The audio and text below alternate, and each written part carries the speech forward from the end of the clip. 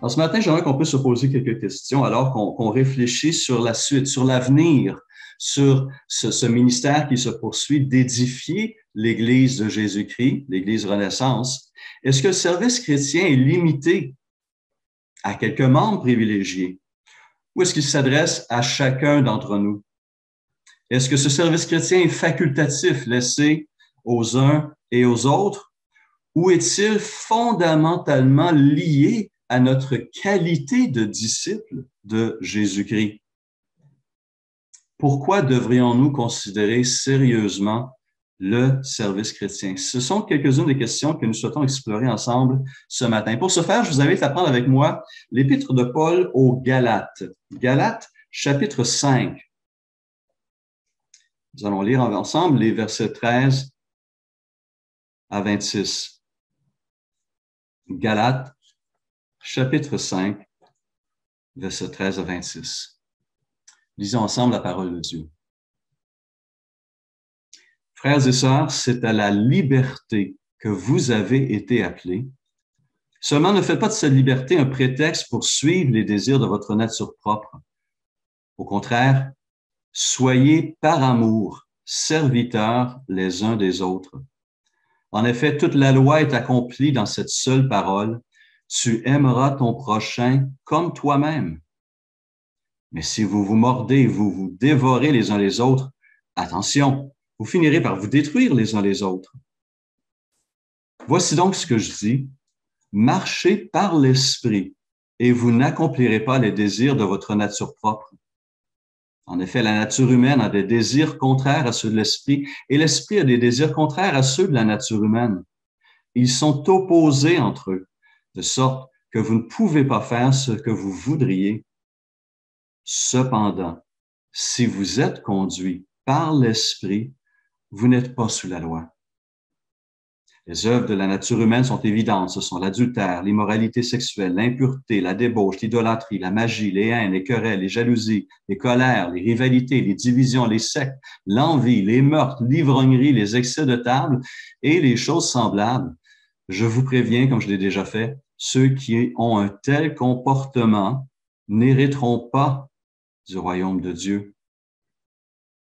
Mais le fruit de l'esprit, c'est l'amour, la joie, la paix, la patience, la bonté, la bienveillance, la foi, la douceur, la maîtrise de soi.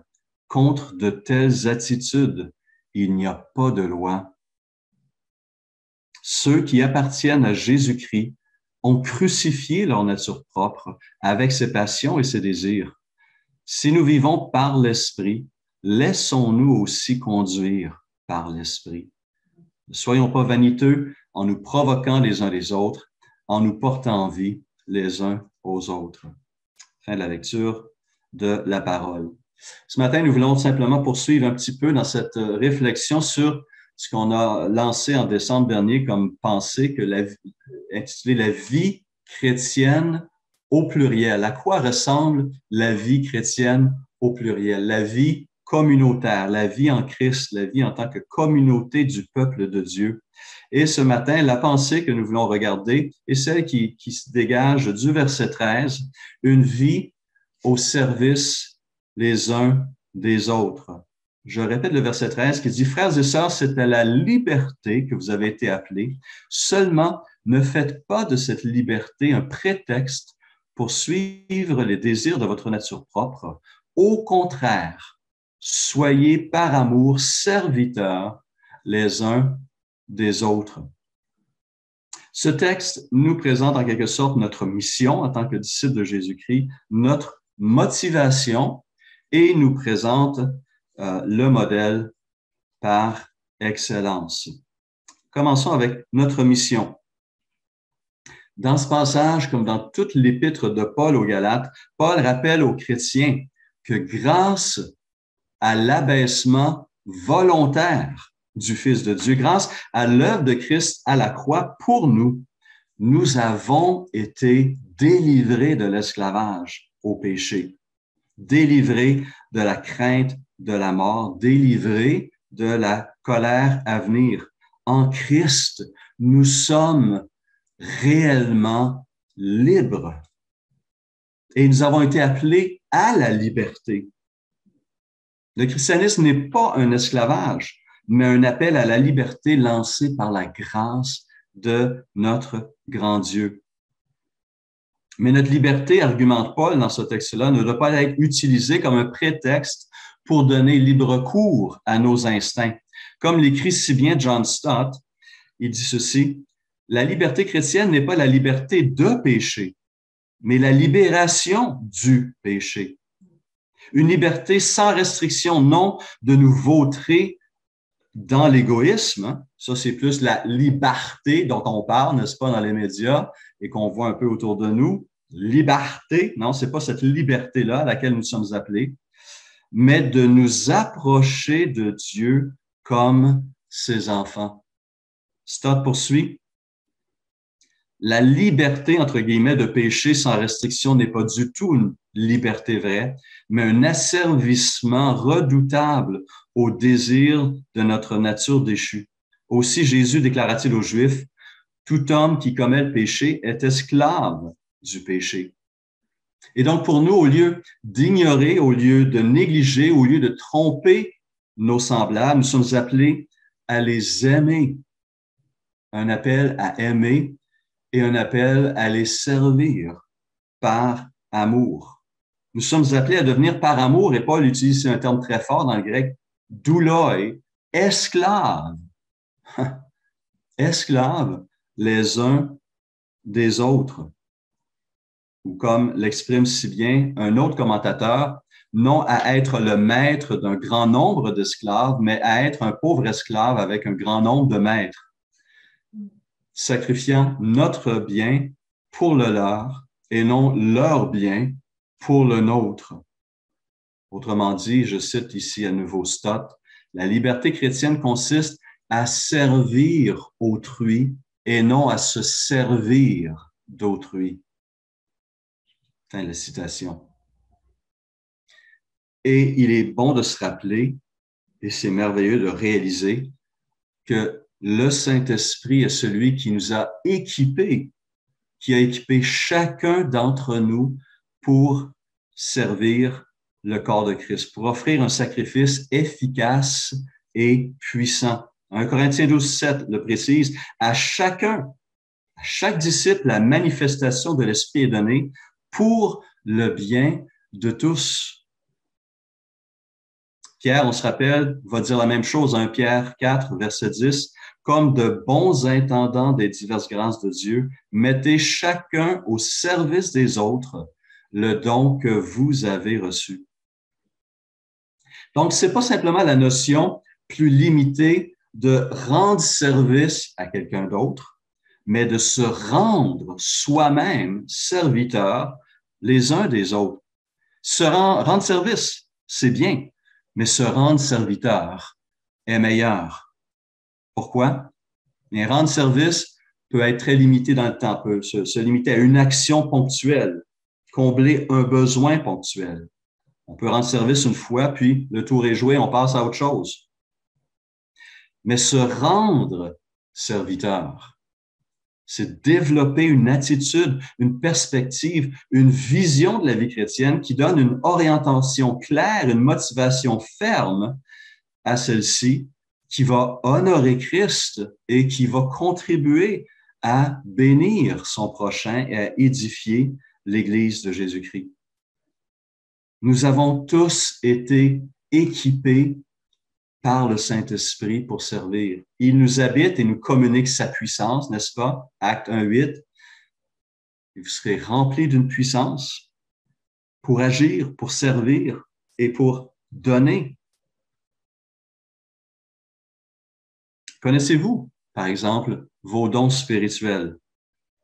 Sinon, nous pouvons vous aider à les découvrir. Nous avons différents outils à notre disposition et cette semaine, avec l'infolette de Renaissance, nous allons vous renvoyer, ce qui avait été envoyé il y a quelques années déjà, un petit outil qui vous permet de vous mettre la puce à l'oreille, de vous donner quelques directions possibles dans la découverte de vos dons spirituels. Nous avons d'autres ouvrages et d'autres ressources plus poussées à l'Église qui sont à votre disposition. Faites-nous signe si vous souhaité explorer ces choses-là? Avez-vous, par exemple, des connaissances, des expériences de vie personnelles ou professionnelles? On pense à des dons musicaux. L'équipe de louange aimerait toujours pouvoir ajouter d'autres musiciens ou des choristes. Nous avons des gens qui peut-être sont bons dans l'enseignement, qui ont une passion pour la parole et une passion pour communiquer cette parole. Nous sommes à la recherche de moniteurs et de monitrices à l'école du dimanche. Est-ce que dans votre vie professionnelle, vous avez des compétences comme la comptabilité? Nous recherchons un trésorier ou une trésorière qui pourrait ainsi mettre ses capacités, ses talents et ses dons au service de leur communauté de foi. Frères et sœurs, si c'est le cas, c'est le temps de lever la main. Au cours des prochaines semaines, nous devons mettre en place une nouvelle équipe. Plusieurs ministères sont à la recherche de gens, de frères et de sœurs qui ont été équipés par l'Esprit et qui veulent faire une différence dans l'Église de Jésus-Christ. La mission, nous dit l'apôtre Paul, la mission de tout disciple de Jésus-Christ est d'être un serviteur de Jésus-Christ et de son corps qui est l'Église. Mais pourquoi voudrions-nous lever la main? Ça aussi, c'est une question. Peut-être qu'on a les dons, peut-être qu'on a des capacités, des talents, des expériences, des formations, mais pourquoi est-ce que je voudrais lever la main? Quelle est ma motivation? Quelle serait ma motivation? Et il y a plusieurs réponses qui sont possibles à cette question. Premièrement, il y a cet appel sur notre vie. En tant que disciples de Jésus-Christ, nous sommes serviteurs de Jésus-Christ et serviteurs les uns des autres. Cet appel au service est clair. Nous avons été sauvés même pour servir. Servir ses frères et ses sœurs est la bonne manière d'utiliser cette liberté que nous avons acquis en Jésus-Christ. Verset 13 commence avec cette belle vérité. Il dit, frères et sœurs, c'est à la liberté que vous avez été appelés. Seulement, ne faites pas de cette liberté un prétexte pour suivre les désirs de votre nature propre. Au contraire, soyez par amour serviteurs les uns des autres. Puis au verset 16, Paul ajoute que lorsqu'on agit ainsi, on démontre de manière claire que l'Esprit est au contrôle de notre vie. Il dit ceci, laissez le Saint-Esprit diriger votre vie et vous n'obéirez pas aux désirs qui animent l'homme livré à lui-même. Nous ne voulons pas être des personnes livrées à nous-mêmes parce que nous savons que ces anciennes passions peuvent facilement reprendre le dessus. Autrement dit, notre liberté acquise au moyen du précieux sang de Jésus-Christ, et je cite ici Alfred Kuhn, ne doit pas servir de prétexte à notre ancienne nature pour assouvir ses convoitises, ni d'excuse à l'égoïsme. Nous avons tous été appelés sous les drapeaux. Nous avons tous été enrôlés dans l'armée de Jésus-Christ, équipés et formés pour le service chrétien dans l'Église. L'appel est donc clair. Nous sommes tous co-ouvriers avec Jésus-Christ et nous sommes tous appelés à travailler ensemble, à l'édification de son Église. Et en plus de cet appel qui nous est adressé, il y a, comme vous le savez, les besoins qui devraient nous motiver aussi pour nous rendre disponibles au service. Vous avez tous reçu cette liste, n'est-ce pas, des 12 ministères qui seront ouverts, disponibles à partir de février. Diaconat, trésorerie, ministère de la jeunesse, de l'accueil, des communications, de la bibliothèque, de l'évangélisation, de l'action sociale, de l'entraide communautaire, de la communion fraternelle, de la gestion technique. Plusieurs possibilités de mettre au service des autres nos expériences de vie, nos dons et nos talents, notre passion pour Christ, notre amour pour l'Église, la possibilité de développer de nouvelles approches et de travailler avec une équipe de gens qui sont remplis du même esprit, du même désir de faire une différence pour Christ dans l'Église et dans le monde, de s'encourager, de s'édifier, de se bénir les uns les autres. Les besoins sont bel et bien là. L'appel est bel et bien là.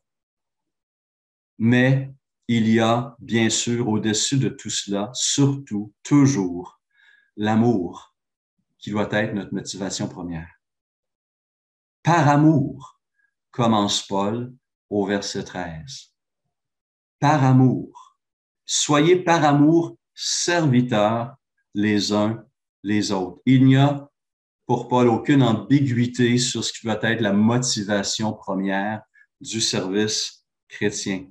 Cet amour doit être ce qui va nous motiver à initier notre service et c'est cet amour qui va le nourrir tout au long de notre service. L'amour édifie, dit Paul dans 1 Corinthiens 8.1.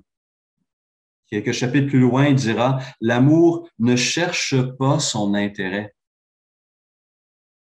Après avoir parlé des dons que Christ a fait à l'Église en Éphésiens 4, 9 et suivants, il parle que ces dons, ces ministères que Dieu a donnés à l'Église ont été donnés pour aider tous les membres qui font partie du même corps à s'édifier mutuellement. Et il dit au verset 16, c'est de Christ que le corps tout entier, bien coordonné et solidement uni grâce aux articulations dont il est muni, tire sa croissance en fonction de l'activité qui convient à chacune de ses parties et, il conclut, s'édifie lui-même dans l'amour.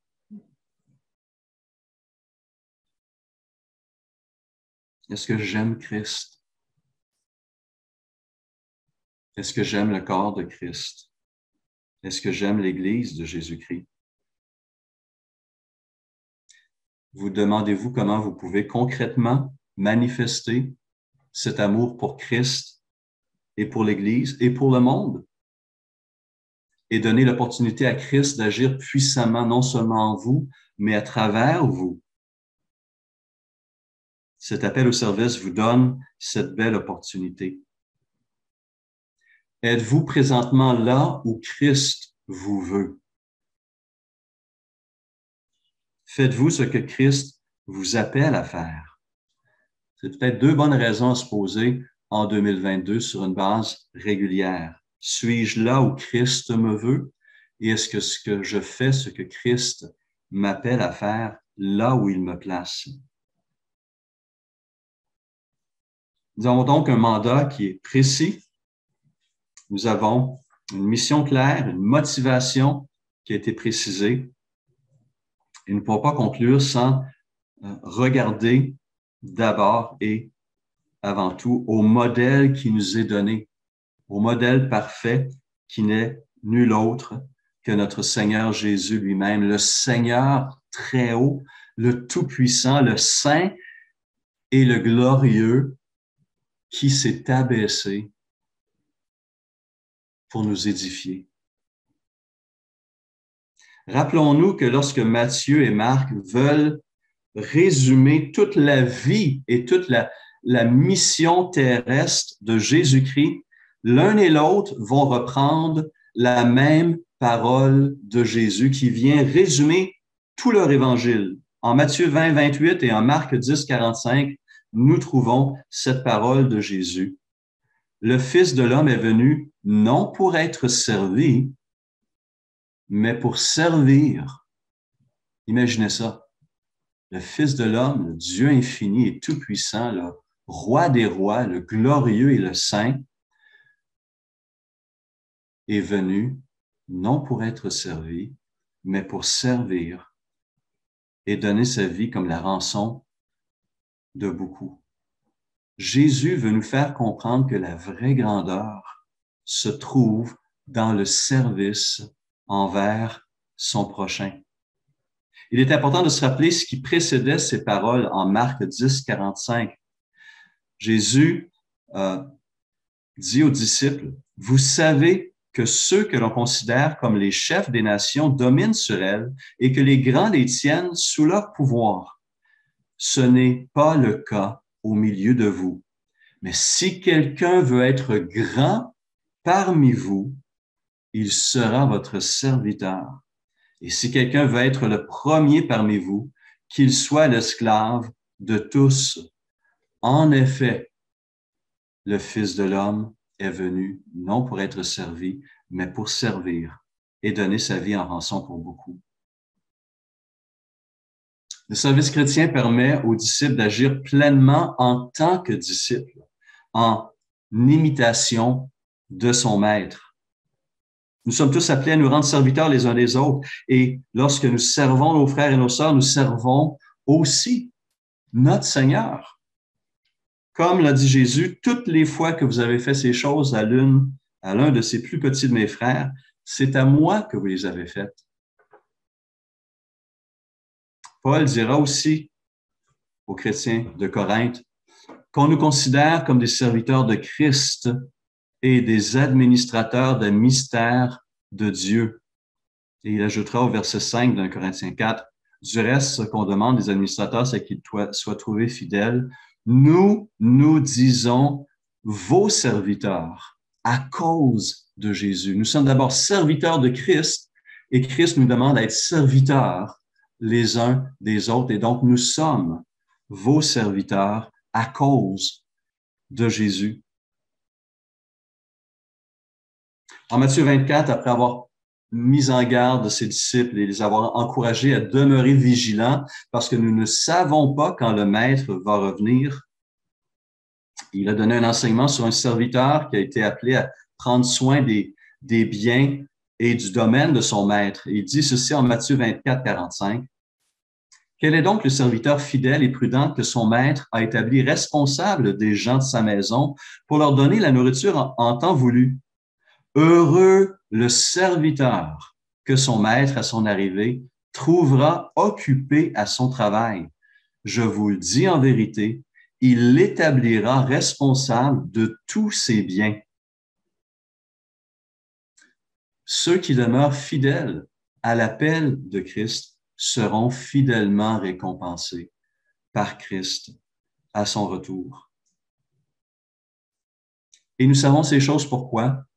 Parce que c'est ainsi que le Père a traité le Fils à son retour auprès de lui. Alors que ce matin, nous commémorons le repas du Seigneur, nous commémorons le sacrifice suprême de notre Seigneur à travers ce repas. Nous soulignons le prix qu'il a payé pour obtenir pour nous cette liberté réelle, liberté non pas pour faire n'importe quoi, mais liberté pour faire ce qui est bon, ce qui est vrai, ce qui est juste, ce qui est saint, ce qui honore et glorifie notre Créateur, notre Seigneur et notre Rédempteur. Nous avons donc l'exemple de notre Seigneur qui s'est abaissé et le résultat de cet abaissement dans sa relation avec le Père. Et je vous relis, et je vais vous relire encore souvent cet extrait de l'Épître de Paul aux Philippiens. Je vous lis ici la parole vivante. Philippiens 2, 6 à 10. Écoutons ce cantique ancien qui dit ceci. Le Christ, dès l'origine, fut d'essence divine, un avec le Dieu saint. Il avait sa nature, sa gloire sans mesure, ses attributs divins. Loin de mettre sa joie à trouver une proie dans son égalité avec le Dieu suprême, il s'abaissa lui-même avec humilité. Le roi de tous les êtres, ici-bas, voulut naître en simple serviteur. Esclave volontaire, il a vécu sur terre sans éclat, sans honneur. Homme parmi les hommes, il fut ce que nous sommes, en tout semblable à nous. Humble et sans apparence, dans son obéissance, il alla jusqu'au bout. Il humilia son âme jusqu'à la mort infâme d'un criminel en croix. Au trône de lumière, il fut par Dieu son Père élevé roi des rois. À lui l'honneur suprême, couronne, diadème et sceptre tout-puissant. Jésus, nom qui surpasse dans le temps et l'espace tous les noms existants. Devant Jésus le Maître, un jour devront paraître hommes, anges, démons. Dans les cieux, dans ce monde, sous la terre et sous l'onde, tous genoux fléchiront. En Maître, tous l'acclament, toute bouche proclame, Jésus-Christ est Seigneur. À la gloire du Père, le ciel, l'enfer, la terre, exalte le vainqueur. À travers ce repas, c'est ce Seigneur que nous honorons. Dans son humiliation et dans son élévation, à lui soit la gloire. Je vous invite à prendre, si vous voulez participer avec nous à ce repas, à prendre le pain, à manger ce pain ensemble.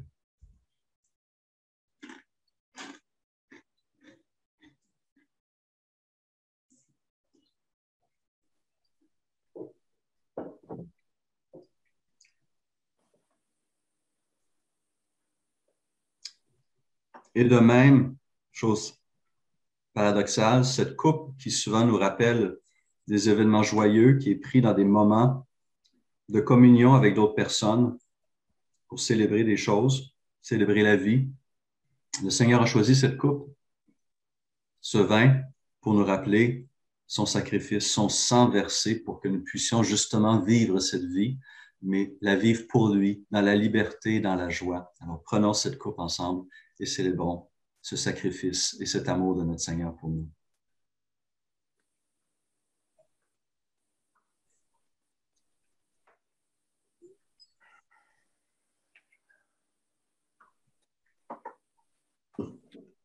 Seigneur Jésus, nous te rendons grâce à nouveau ce matin. Nous avons eu l'occasion en esprit de venir jusqu'à toi, à ton trône de grâce, célébrer ta grandeur et ta bonté, ton amour et ta grâce, ton sacrifice, ton salut et ta vie, le don de ton esprit, le don de ton Église, le don de toi-même. Merci pour ta parole, pour ton esprit. Merci pour ces frères et ces sœurs avec qui nous partageons ces moments. Et merci pour ce que tu en réserves pour chacun d'entre nous au cours de cette nouvelle année. Nous voulons la vivre, y faire face avec espérance, avec confiance, avec la puissance de ton esprit qui habite chacun d'entre nous.